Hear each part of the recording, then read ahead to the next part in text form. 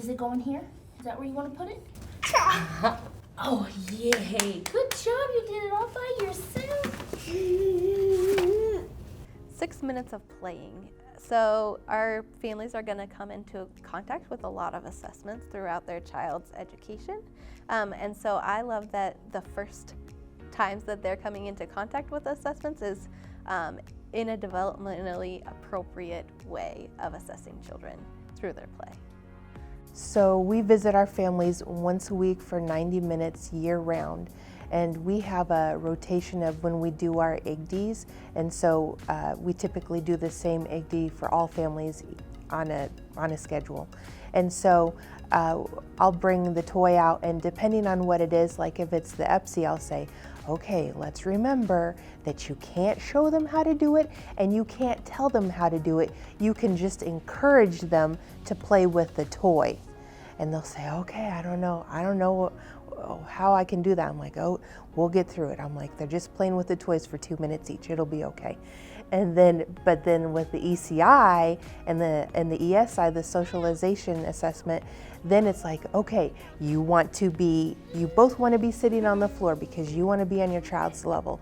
You want to be facing them because some of my families, it's natural for them to put their child in their lap, and it's like, nope, they need to be on the floor. You need to be facing them to encourage the language. And talk about, this is a boy and what they're wearing and they're walking up the steps of the house, or this is the farm and the cow says moo. And so I do coach them in advance and tell them what the expectation is, and sometimes depending on their level of interest, I'll show them the scoring sheet, and talk about what is a vocalization, what is a gesture, single word, and even bye-bye counts as a single word, not a multiple word, and the different categories. And sometimes I refer to it as having credits. I'm like, if they say a 2-word sentence, that's more of a credit. And then on their graph, we'll see, that maybe a higher score.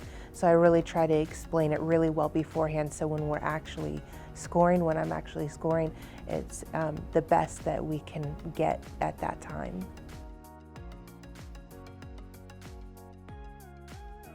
Where should we put the duck? Duck. Where should we put the duck? Duck. Quack, quack, quack. Duck. Duck. Quack, quack, quack. Duck. Yeah, she does. Where should we put the duck? You need to be duck. Mm-hmm. Duck. Moo. So a horse says neigh. Neigh. Oh, uh-oh. Moo. Moo. Where should we put the cow? Cow. Cow. Yeah. Cow. Remember what this is? Huh? What is this? Can you remember? A rooster. Rooster.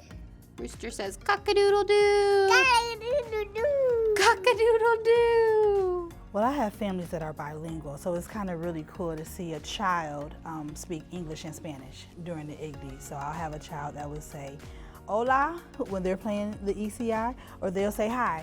And it's cool that sometimes they translate. I mean, they're their own little translator. I don't have to ask them on what they said, because they will speak English and then they'll translate it into Spanish. So that is it's so cool to watch. And then guess what? I get to document all of that. If we see a child where their communication data looks very low, we want to also test in the other language or do the assessment in the other language, whether it's the home language or English, just to see if there's a difference in how they're receiving or expressing their language in both languages. Our parents are really interested in our children and how they're learning English when they're bilingual. So I think parents like to see how their child is scoring in English. But we also like to encourage the home language as much as possible. So it's kind of a balance with that one. We use just a tablet to record it and everything. And then go back through, usually during a nap time, to get it all watched and everything up. What we found is it gives her, if she videotapes it, then she can watch a little closer and pick up more cues, pick up more communication than just grading as she's going through. So she does it in a two-step process. Are you riding the bus? Some people like to just set up video and take it and score it later. Some people like to live score it with the paper version, and some people are using the app to live score it.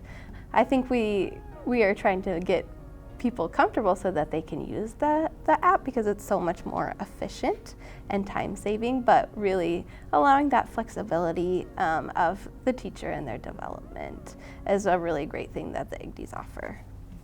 Aha, there you are. Are you gonna get it? No?